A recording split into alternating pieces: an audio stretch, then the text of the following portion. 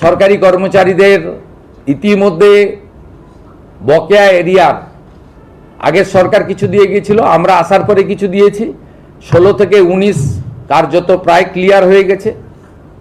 এবারে ওদের বাকি 8 থেকে 15 আছে, সেটাও ফান্ড অ্যাভেলেবিলিটির উপরে আমরা দিয়ে দেব, কর্মচারীরা অ্যাসিওর থাকতে পারেন। কারণ আপনাদের আন্দোলনের আমিও একটা পার্ট ছিলাম। আপনাদের কেন্দ্রের সঙ্গে রাজ্যের তফাৎ ছিল 42%, আমরা 20% ডিক্লেয়ার করে দিলাম, অক্টোবরে পেয়ে যাবেন, অক্টোবর থেকেই পেয়ে যাবেন। এবং আপনারা এতদিন ধরে আপনাদের অনেক কথা বলেছেন, প্রাক্তন মুখ্যমন্ত্রী অপমান করেছেন, ভিক্ষা দেওয়ার মতো 2% 3% দিয়েছেন, কখনো বলেছেন ঘেউ ঘেউ করবেন না। আমি আপনাদের বন্ধু হিসেবে কথা দিচ্ছি, এবং তাদের বীজ এবং কোল্ড স্টোরেজ ট্রান্সপোর্টেশন এক্ষেত্রেও গুরুত্বপূর্ণ সিদ্ধান্ত নেওয়া হয়েছে। কৃষিকাজে যে বিদ্যুৎ ব্যবহার করা হয় তাতে ইউনিটে 2 টাকা ছাড় দেওয়া হয়েছে। এটা পর্যায়ক্রমে আগামী দিনে এই সরকার অনেক দিন থাকবে। আমরা কৃষকদের জন্য ধীরে ধীরে আরও করব, 2 টাকা ছাড় ইউনিটে দিয়েছি। এর জন্য রাজ্য সরকারের এই বছরই 800 কোটি টাকা যাবে, 800 crore ফর কৃষক, ওদের ইউনিটে 2 টাকা করে ছাড় দেওয়া হয়েছে। এর সঙ্গে যদি নারী শক্তি দেবী শক্তির কথা বলেন, 3000 টাকা তো ঘোষিত, 28 লক্ষ ইতিমধ্যে পেয়েছে। আগামী 1 জুলাই আরও 1,05,00,000 অ্যাকাউন্টে টাকা ট্রান্সফার হবে, তার প্রভিশন অর্থমন্ত্রী রেখেছেন 36,000 কোটি টাকা। যারা ড্রপ আউট আটকাতে গ্র্যাজুয়েট বা ইউনিভার্সিটি স্তরে ছাত্রীদের জন্য এককালীন 50,000 টাকার কথা ঘোষণা করা হয়েছে। এবং আমাদের প্রসূতি মায়েদের জন্য প্রধানমন্ত্রী মাতৃ বন্দনা স্কিমের সাথে আরও অতিরিক্ত দিয়ে, ওটাতে 5,000 টাকা পাওয়া যায়, আরও 16,000 টাকা দিয়ে 21,000 টাকা দেওয়ার কথা বলা হয়েছে। এবং 5টি পুষ্টিকর কিট প্রদানের কথা আজকে বাজেটে উল্লেখ করা হয়েছে। এবং সরকারি বাসে তো 0 ভ্যালু টিকিট ইতিমধ্যে চলছে, তার একটি পিঙ্ক কার্ড প্রবর্তনের কথা বলা হয়েছে, যাতে প্রকৃত যারা পান তারা পান, মানে এই সুযোগটা পান। মহিলাদের জন্য মহকুমা ভিত্তিক একটি থানা, তাদের সুরক্ষার জন্য দুর্গা স্কোয়াড অফিসারদের দিয়ে বানানো, আর কনস্টেবল জওয়ানদের দিয়ে, মহিলা পুলিশ কর্মীদের দিয়ে 2টি ব্যাটালিয়ন বানানোর কথা আমরা ঘোষণা করেছি, যেটা আপনারা কিছুদিনের মধ্যেই দেখতে পাবেন। কারণ আমরা পুজোর আগে 16,000 নতুন কনস্টেবলকে রাস্তায় নামাচ্ছি। ওবিসি জটে আটকে ছিল 12,000 রাজ্য পুলিশের, 4,000 কলকাতা পুলিশের।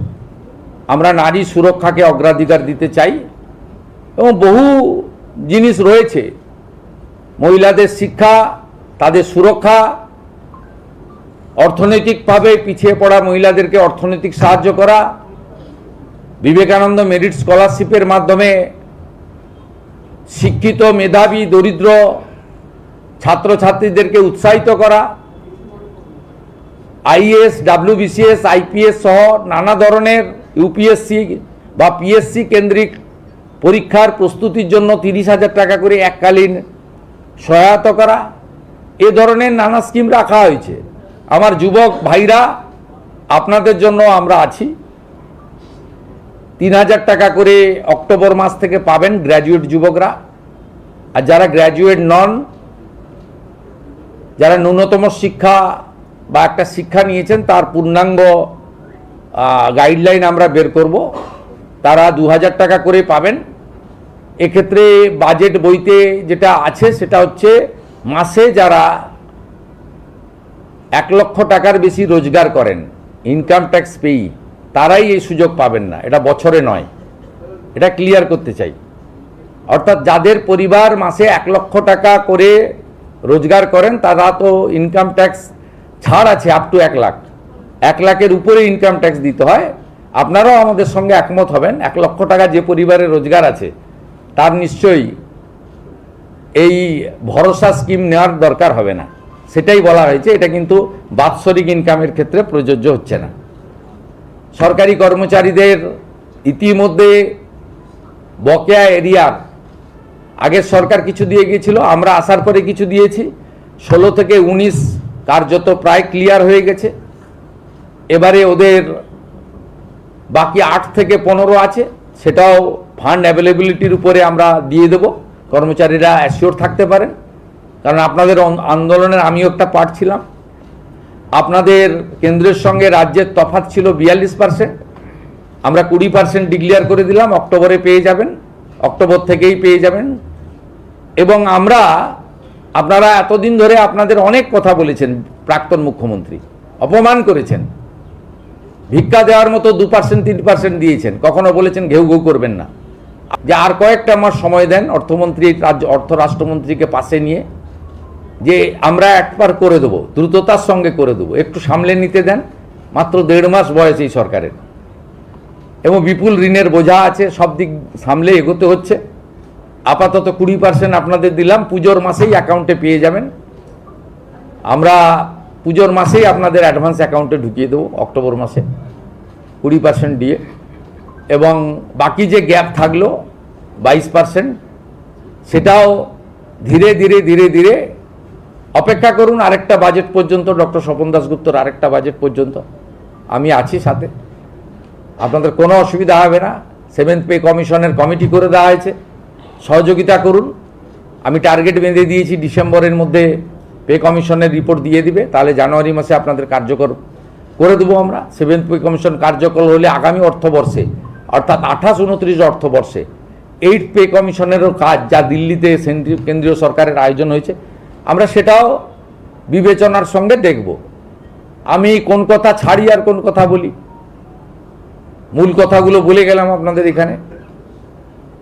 এবং আপনারা নিশ্চিন্ত থাকুন, সবাই সহযোগিতা করুন। প্রচুর দুর্নীতি হয়েছে, বিধবা ভাতা পেয়েছে পুরুষ, লক্ষ্মীর ভাণ্ডার পেয়েছে পুরুষরা।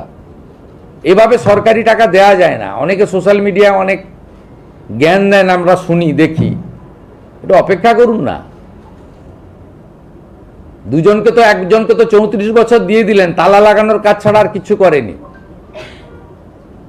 চিরকুটে চাকরি দিয়েছে পার্টির ক্যাডারদেরকে, আর একদল 15 বছর সাদা খাতায় চাকরি দিয়েছে। এরাই এখন বড় বড় কথা বলেন, ভাষণ দেন, সোশ্যাল মিডিয়া প্ল্যাটফর্মকে ইউজ করেন, এবং একটা বিশেষ সম্প্রদায়ের লোকদের উস্কানি দেওয়া কথাবার্তা বলেন। এই সরকার বাংলার সংস্কৃতি ফিরিয়ে আনার জন্য হেরিটেজ কমিশনকে পুনরুজ্জীবিত করা, আমাদের মঠ মন্দির সংস্কারের জন্য উল্লেখযোগ্য সিদ্ধান্ত নিয়েছেন। 3000 কোটি টাকা বরাদ্দ রাখা হয়েছে।